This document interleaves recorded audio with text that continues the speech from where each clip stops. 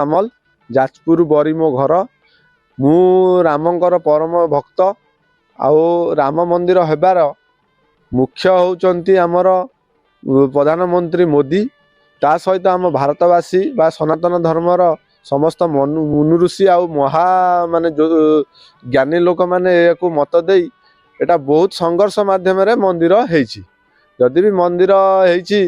आउ आज तार होछि प्रतिष्ठा प्रतिष्ठा प्रभु श्री रामचंद्र आसी आमर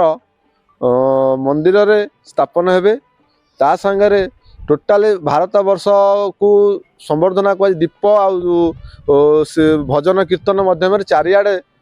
चली आमे मध्य आम आम गाँव रे मध्य करूचु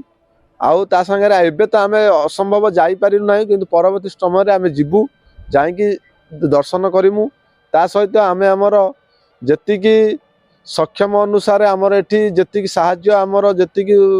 ये रे आमे आमर समस्त जो पाखरे सब ये कराउची निमंत्रण पत्र बंटा जाउची आमे साहाय्य गुआ चाउल आ माध्यम रे दिया जाउची ता संगे आमर एठी भी श्री रामचंद्रंकर